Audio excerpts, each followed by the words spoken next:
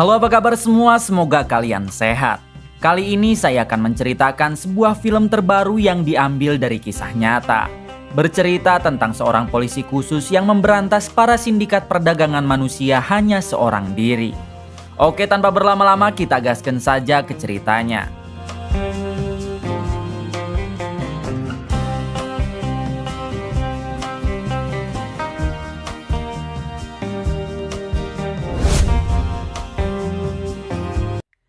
Di awal film memperlihatkan seorang ayah yang kala itu sedang mengasuh anak laki-laki dan perempuannya.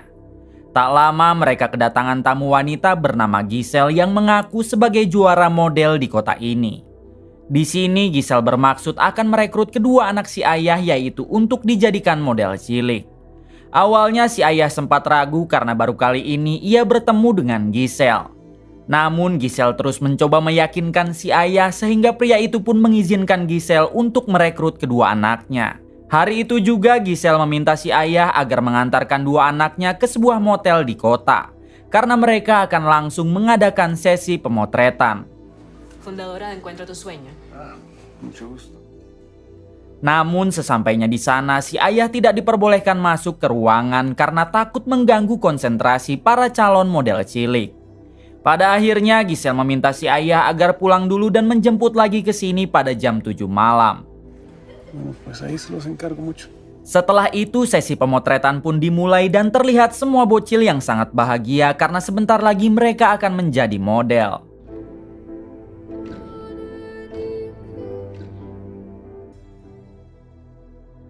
Malam harinya ketika tepat jam 7, si ayah kedua bocil tadi pun kembali ke hotel, yaitu untuk menjemput mereka pulang. Namun betapa terkejutnya si ayah tatkala melihat kamar hotel tersebut sudah kosong, tidak ada satupun orang. Dengan panik ia langsung berlari ke sana kemari, yaitu untuk mencari pertolongan. Namun sayangnya si ayah tak menemukan juga orang, sehingga bisa dipastikan kedua anaknya itu telah diculik. Adegan berpindah ke pihak kepolisian Amerika yang telah membuat tim khusus untuk menangani kasus-kasus penculikan anak yang sedang marak di negara tersebut. Diberitahu dalam waktu kurang dari 1 bulan ini puluhan bocil telah diculik. Dan para bocil tersebut akan dijadikan pemuas nafsu para manusia laknat, sehingga pihak kepolisian Amerika membuat tim khusus ini. Tim tersebut dipimpin oleh seorang pria bernama Timo, ini orangnya. Terlihat saat ini Timo dan tim sedang bersiap untuk melakukan penangkapan kepada seorang pria bernama Sam yang diduga seorang predator bocil. Hingga ketika Sam sedang asik main komputer, inilah yang dilakukan Timo CS.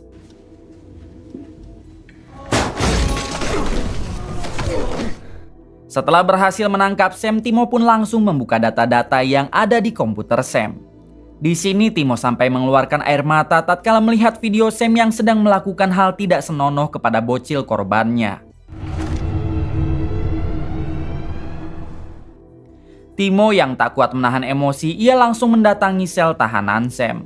Namun di sini Timo bukan menghajar Sam, melainkan mengajaknya mengobrol secara baik-baik sambil menikmati sebatang jarcok. Di sini Timo berpura-pura mengaku kalau dirinya juga adalah pria yang sama seperti Sam, yaitu seorang predator bocil. Baru ditipu seperti itu saja, Sam langsung percaya dan menganggap Timo adalah kaumnya. Tell me how I'm supposed to gaze at so much beauty. I really feel connected to you. And everything. Keesokan harinya Timo meminta izin kepada atasannya untuk mengeluarkan Sam 1 minggu saja. Timo berjanji nantinya ia akan memasukkan lagi Sam ke dalam penjara karena ia mempunyai rencana sendiri untuk menangkap teman-teman Sam yang masih berkeliaran. Si atasan yang sudah sangat percaya kepada Timo, ia pun memberi izin Timo. Hari itu juga Timo langsung mengeluarkan Sam lalu mengajaknya mengobrol di sebuah kafe. Di sini Timo berjanji akan meringankan hukuman Sam asalkan dirinya diberi imbalan 1 bocil sebagai persembahan untuknya. Sam yang sudah percaya kepada Timo, ia pun bersedia memberikan 1 bocil, namun ia harus mendatangi salah satu rekannya dulu. Timo pun mengizinkan Sam pergi karena Sam sudah diawasi dari jarak jauh oleh polisi yang mengintainya. Ternyata Sam menemui rekannya lalu meminta satu bocil sebagai persembahan untuk Timo yang ia anggap melenceng seperti dirinya. Rekan Sam pun mengiyahkan permintaan Sam. Namun ia akan memberikan bocil itu besok hari tepatnya di perbatasan Meksiko. Setelah itu Sam kembali mendatangi Timo lalu memberikan buku kepadanya. Ketika dibuka ternyata dalamnya berisi foto satu bocil laki-laki yang diculik oleh Giselle di awal film. Sam menjelaskan kalau bocil inilah yang akan diberikan kepada Timo.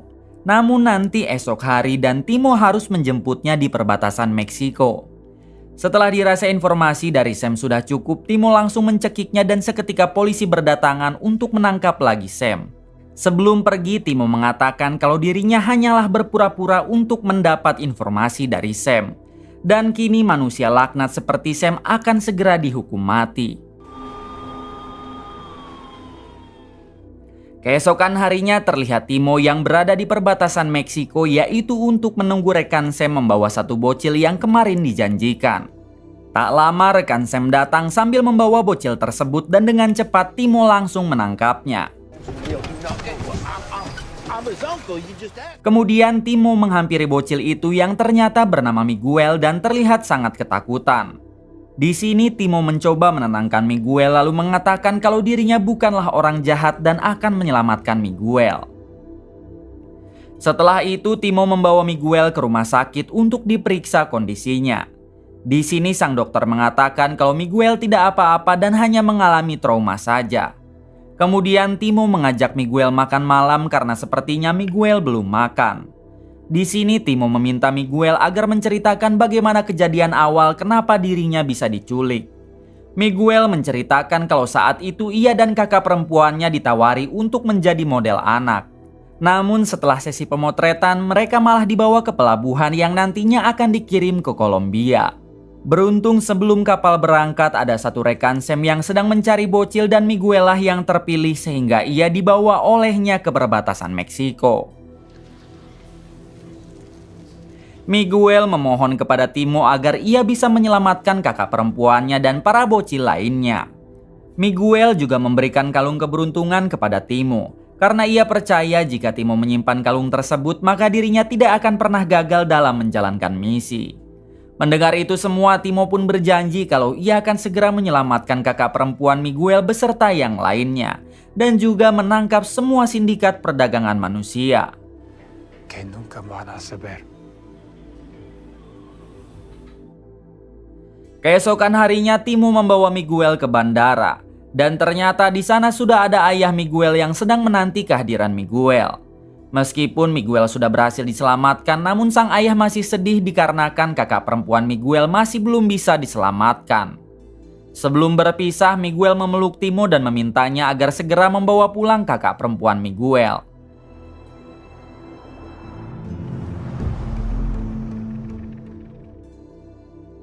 Setelah itu Timo pergi ke penjara untuk mendatangi teman Sam yang kemarin ditangkapnya. Di sini Timo mengancam akan memindahkan orang itu ke penjara yang sangat kejam jika ia tidak memberitahu Timo informasi tentang siapakah yang telah menculik Miguel dan kakaknya. Pria itu yang ketakutan akhirnya mengatakan kalau Miguel beserta kakaknya diculik oleh seorang wanita yang bernama Giselle dan sekarang ia berada di Kolombia. Bahkan pria itu juga memberitahu sketsa wajah Giselle. Setelah mengetahui informasi tersebut, Timo langsung meminta izin kepada atasannya untuk pergi ke Kolombia, yaitu guna menyelamatkan kakak Miguel dan menangkap Giselle beserta semua sindikatnya. Namun si atasan tidak memperbolehkan Timo pergi karena mengurus perizinannya sangatlah ribet jika mereka ingin menangkap seseorang di negara lain. Timo pun terus memohon, bahkan ia sampai menangis karena hatinya begitu hancur tatkala melihat para bocil tidak berdosa harus diperlakukan seperti itu. Si atasan yang tidak tega, ia pun memberi izin Timo namun hanya dalam waktu 7 hari. Itu pun tanpa ada surat izin dari Menteri Pertahanan.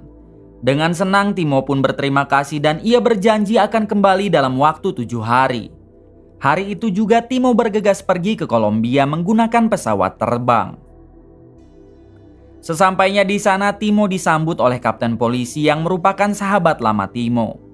Diberitahu kalau kapten polisi ini bernama George dan George langsung mengajak Timo untuk mendatangi salah satu rekannya.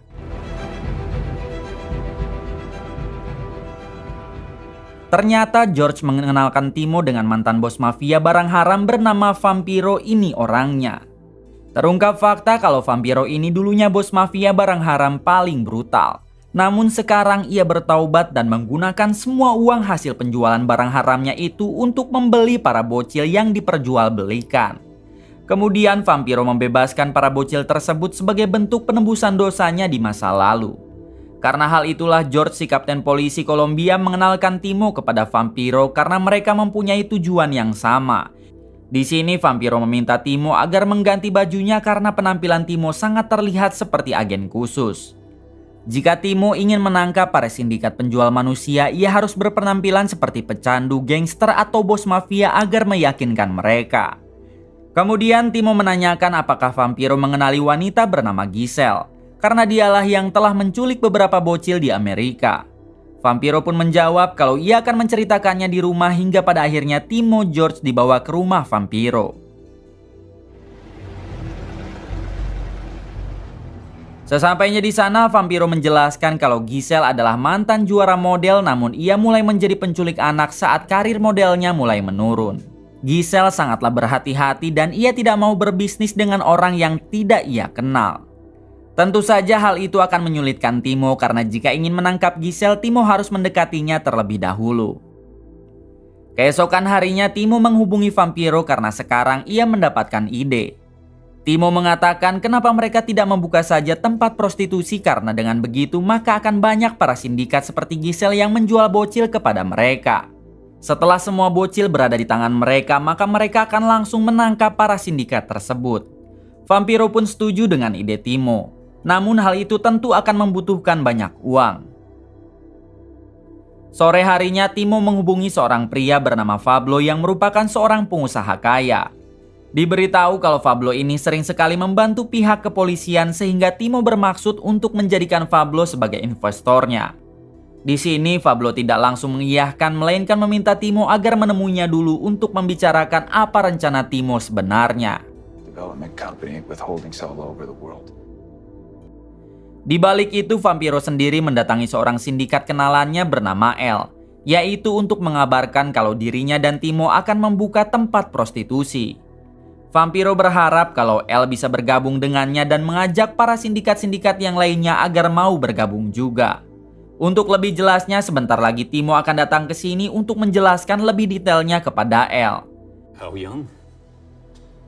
Tak lama datanglah Timo dan ia langsung mengatakan kalau dirinya akan membuat tempat prostitusi di sebuah pulau elit bernama Cartagena. Rencananya tempat itu akan dibuka nanti minggu depan dan Timo berharap El akan mengajak para sindikat lainnya untuk bergabung dengannya.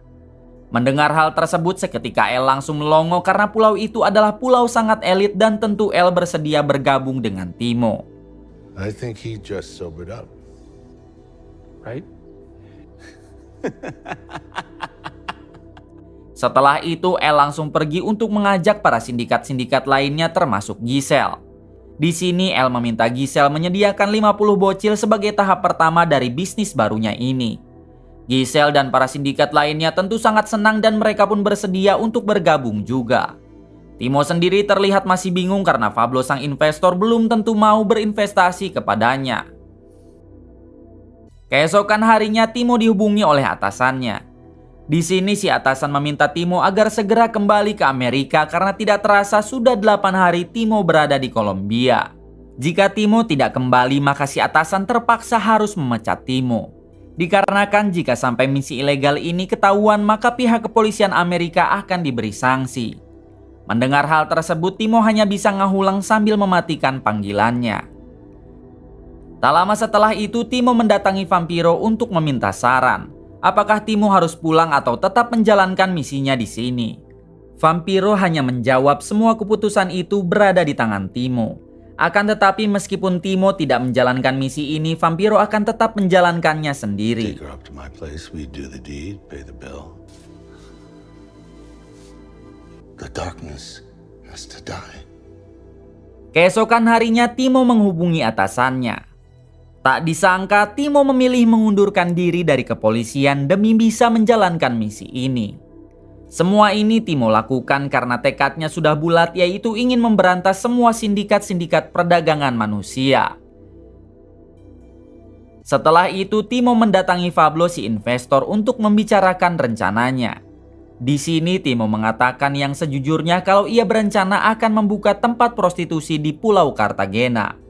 Namun semua itu hanyalah jebakan untuk menangkap para sindikat-sindikat dan menyelamatkan 50 bocil yang akan mereka bawa. Untuk itu Timo membutuhkan dana dari Pablo karena biayanya cukup lumayan mahal. Namun Timo berjanji jika semua sindikat telah tertangkap maka semua uang Pablo akan dikembalikan. Setelah mendengar penjelasan dari Timo, sayangnya Pablo tidak setuju karena ia takut kalau semua uangnya tidak kembali lagi hingga Pablo pun pergi meninggalkan Timo. Sorry.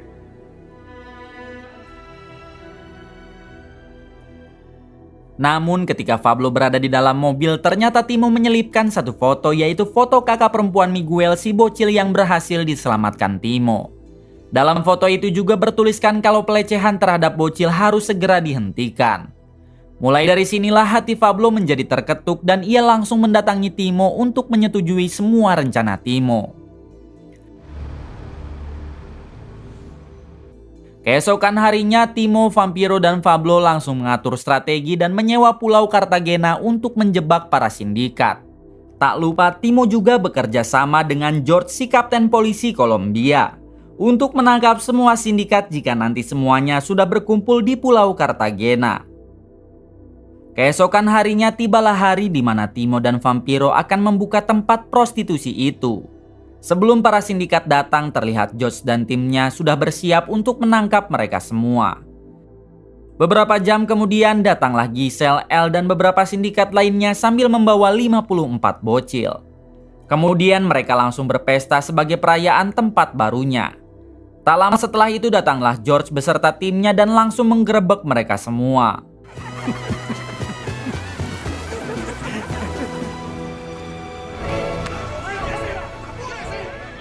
Pada akhirnya 54 bocil itu berhasil diselamatkan dan para sindikat yang ada di sana berhasil ditangkap termasuk Giselle dan juga Elle.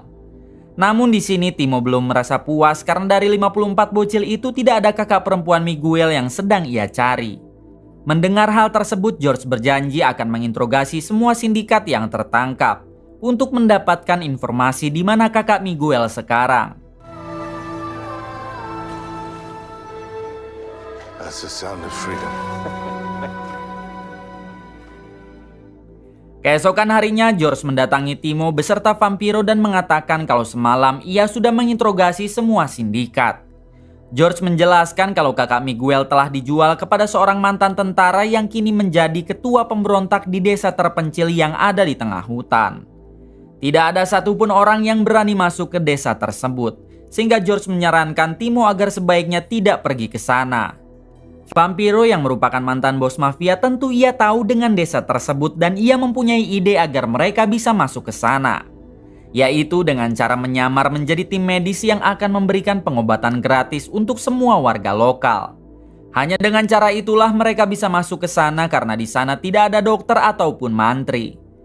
Mendengar hal tersebut, Timo langsung bersemangat dan ia memutuskan untuk pergi ke desa tersebut di keesokan hari. Keesokan harinya terlihat Timo yang diantar oleh Vampiro dan George untuk pergi ke desa terpencil itu. Namun George dan Vampiro hanya akan menunggu Timo di perbatasan. Sebab jika mereka berdua ikut masuk, maka si ketua pemberontak itu akan mengenalinya. Kemudian Timo, Vampiro, dan George bermalam di tepi sungai perbatasan sebelum besok pagi Timo memulai misinya. Pagi harinya Timo diantar oleh Vampiro untuk menyusuri sungai menggunakan perahu. Namun ketika di tengah perjalanan mereka dikepung oleh kelompok pemberontak dan langsung menghentikan perahunya. Untungnya kelompok pemberontak itu tidak mengenali Vampiro sehingga Timo langsung mengatakan kalau mereka adalah tim medis yang akan memberikan pengobatan gratis kepada warga lokal. Mendengar hal tersebut, kelompok pemberontak itu hanya mengizinkan satu orang saja yang masuk, sehingga Timo langsung mengacungkan dirinya. Pada akhirnya Timo dibawa oleh mereka sedangkan Vampiro akan kembali ke tepi sungai di perbatasan. Sesampainya di sana terlihat banyak sekali budak yang sedang dipekerjakan secara paksa untuk memanen daun haram. Hingga tak lama kemudian Timo bertemu dengan si ketua pemberontak yang membeli kakak Miguel ini orangnya. Di sini si ketua pemberontak menanyakan apa tujuan Timo datang ke sini.